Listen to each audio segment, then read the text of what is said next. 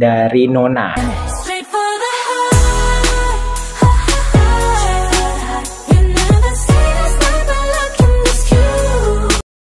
Halo teman-teman, selamat datang di Popcorn.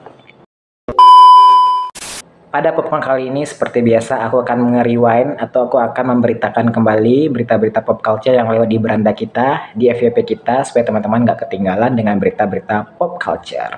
Mari kita mulai dari berita yang pertama, datang dari Coldplay teman-teman.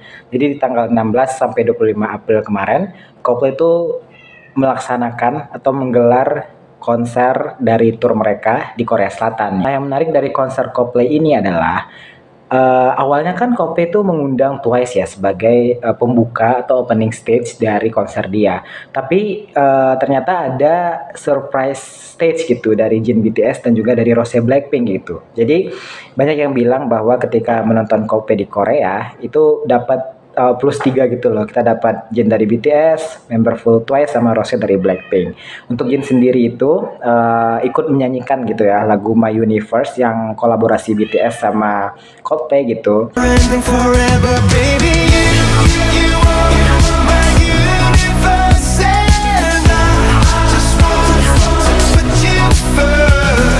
Terus dari Twice menyanyikan banyak lagu, dan salah satunya di konser kali ini itu Twice itu berkolaborasi dengan lagu baru bersama Coldplay, itu We Pray.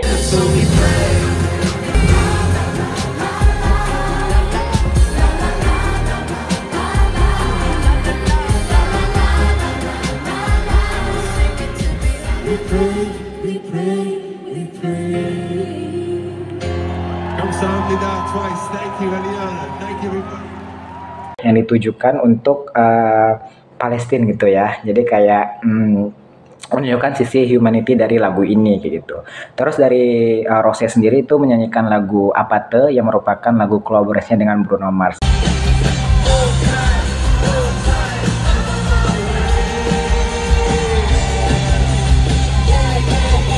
Jadi orang-orang banyak gak expect gitu, apalagi pas Rose kayak oh ternyata Rose datang kayak gitu. Yang konser ini sendiri tuh diadakan di Goyang Stadium kayak gitu.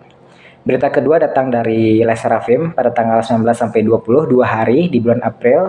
Les Seraphim itu mengadakan konser keduanya atau kita bisa sebut sebagai world tour keduanya Les Seraphim gitu ya, yang bertajuk Easy Crazy Hot.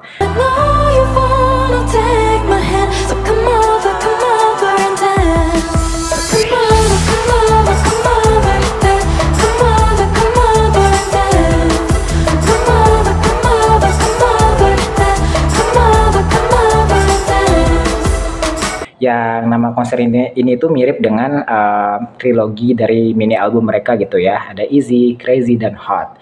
Terus konser ini dimulai pada tanggal 19 sampai 20 April di Incheon kayak gitu ya. Dan konser ini tuh akan berlanjut gini ke Nagoya, Osaka, Kitakyushu, Saitama, Taipei, Hong Kong, Manila, Bangkok, dan juga nanti Singapura.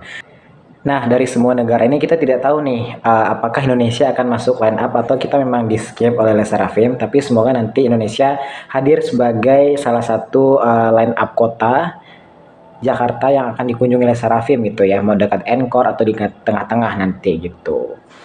Ya, jadi dan Les Seraphim sekarang sedang melaksanakan turnya gitu ya. Jadi mari kita tunggu, semoga ada di Jakarta ya teman-teman.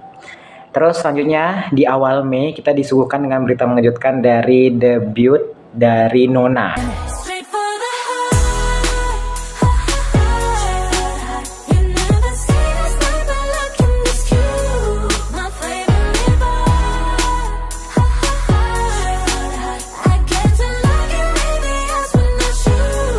Nona ini adalah global girl group dari Indonesia di bawah labelnya ActiAct Rising yang menaungi Warren Hugh, Rich Brian, Nicky, dan juga Stephanie Pautry gitu. Dan semua member Nona ini adalah berasal dari Indonesia teman-teman. Ada 4 member.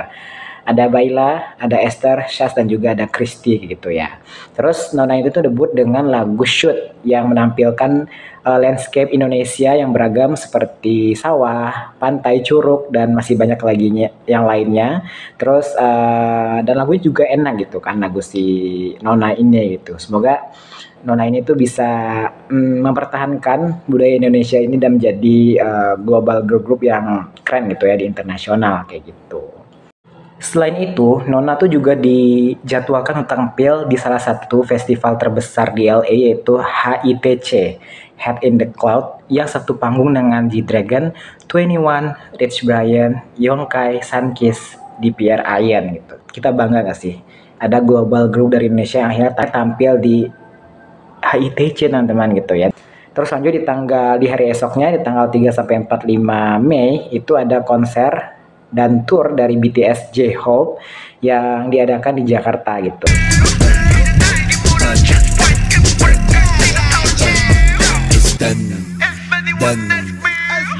Konser itu kan bertajuk Hope on the Stage dan konser itu dilaksanakan di Indonesia Arena nih. Nah, siapa ARMY yang udah datang kemarin untuk menyaksikan konser dari J-Hope kayak gitu. Terus di tanggal 5 ada Met Gala. This is my first time. Yeah. Like, so I walk in. Yeah. I have them take a picture with this a bit, and then I reveal. Yes. Okay, got it. Yeah. Kalau teman-teman tahu Met Gala itu apa sih gitu ya? Met Gala itu menurut dari artikelnya Vogue merupakan acara amal dan penggalangan dana untuk Institut Kostum di The Metropolitan Museum of Art. Acara itu biasanya diadakan untuk menandai pembukaan pameran mode tahunan departemen tersebut. Dari tahun ke tahun acara ini berhasil mengumpulkan dana hingga 8 digit nih teman-teman. Tahun ini hasilnya mencapai 31 juta US dollar dan pejabat museum melaporkan bahwa ini adalah pendapatan kotor terbesar dalam sejarah acara bergengsi ini selama 77 tahun. Nah, biasanya kan Met Gala itu identik dengan kostum-kostum yang heboh gitu ya. Tapi tahun ini tuh agak sedikit kalem gitu ya. Karena tema itu tailoring black atau apa gitu aku lupa. Dan semua itu kompak gitu. Pakai pakaian hitam dan juga putih. Nah, tahun itu siapa aja sih yang datang? Tentunya ada dari Blackpink tuh 3 member Blackpink yaitu Jennie, Rose dan juga Lisa. Dan juga ada artis-artis lainnya kayak gitu ya. Terus lanjut di hari yang sama pun di Jepang selama 2 hari dilaksanakan pembukaan dari AKB48 20 tahun konser. Jadi konser ini tuh spesial karena sebelum konser ini berlangsung tuh ada konser dari graduation konsernya yaitu Murayama Yuiri gitu ya, AKB48 generasi 11 gitu. Di next day-nya di hari kedua itu dilaksanakan nih pembukaan dari konser AKB48 yang ke-20 tahun. Nah, yang spesial dari konser ini ternyata di bangku penonton itu ada mantan dari General Manager AKB atau Sokan Toku yang pertama itu Takahashi Minami.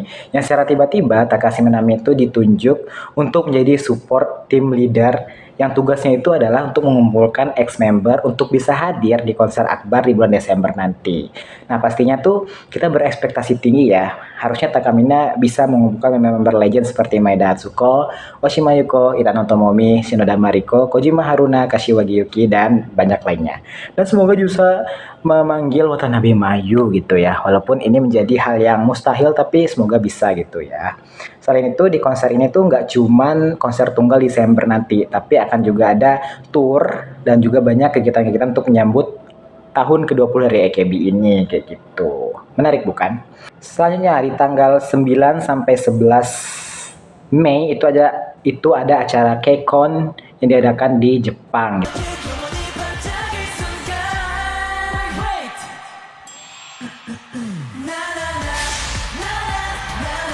Itu ya yang diadakan di Makuhari Messe dan tentunya line up-nya membawakan panggung-panggung spesial seperti Dream State, seperti panggung cover dan banyak lainnya. Semoga KCON ini bisa datang ke Jakarta juga teman-teman ya, karena kita pengen menyaksikan KCON secara langsung di Jakarta kayak gitu. Lanjut di tanggal 13 sampai 24 Mei itu ada festival film Cannes, gimana nyebutnya ya? Cannes gitu ya, anggap aja Cannes ya teman-teman ya. Jadi saya festival film itu festival film apa sih? Apakah dia sama atau setingkat dengan Oscar gitu ya? Tapi mari kita baca ya. Dari festivalthecannes.com itu Festival The Chance ini tuh menjadi ajang pertemuan film paling bergengsi di dunia nih teman-teman, sekaligus acara budaya yang paling banyak dipublikasikan. Kini sebagai forum utama bagi negara-negara penghasil film, sejarah, seleksi, dan penghargaannya biasanya dianggap sudah sejak 1946. Dan menariknya lagi, dari Indonesia tuh ada berapa film diwakilkan untuk bisa tampil di Festival Film Chance ini teman-teman. Aku lupa ada 7-6 kayak gitu. Dan salah satu film itu ada film Jumbo gitu ya. Yang menarik lagi dari Festival Film Chance ini ada beberapa ikon dari Indonesia yang datang untuk mengunjungi, yaitu ada Syahrini dan juga ada Cinta Laura. Nah, aku juga belum mengulik ya, apakah kedatangan mereka ini sebagai perwakilan dari brand atau dari film sendiri gitu. Dan pastinya Syahrini kayaknya dari brand gitu ya. Terus setelah festival film Chance, dan selain itu ada juga tampil yaitu Mina dari Twice gitu teman-teman ya, yang turut memeriahkan festival film Chance ini. Terus di tanggal 16 Mei kita dapat comeback dari BTS, yaitu dari membernya yaitu Jin gitu ya, dengan album Echo dengan title tracknya itu Don't You Say You Love Me, yang berkolaborasi dengan model Shin Se Kyun sebagai modelnya.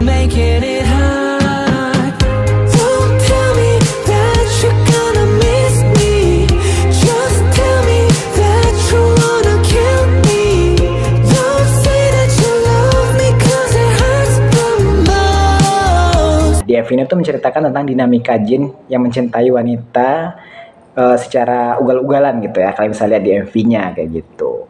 Terus di tanggal yang sama kita mendapatkan film dari Final Destination Bloodline. Siapa nih yang penggemar berat film Final Destination tentunya sangat menantikan film ini gitu ya. Akhirnya setelah berapa tahun gitu ya, film ini muncul lagi dengan adegan-adegan berbahaya yang mungkin waktu kita SD gitu ya, waktu SD itu nontonnya tuh sangat takut gitu, yang adegan di jembatan, di pesawat, dan banyak gitu ya. Dan sekarang siapa yang sudah nonton gitu film Final Destination Bloodlines kayak gitu. Terus ada comeback dari Rise dengan first albumnya yaitu Odyssey. Ini merupakan album pertama sejak 2 tahun mereka debut gitu ya, dengan title tracknya yaitu Fly Up.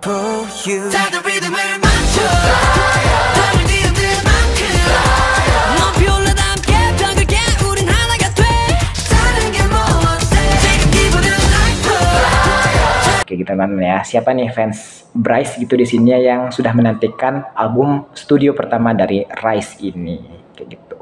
Dan mungkin segitu dulu untuk popcorn kelima pada tahun hari ini. Semoga teman-teman kembali upgrade dengan berita-berita pop culture, dan saya berjumpa di popcorn berikutnya.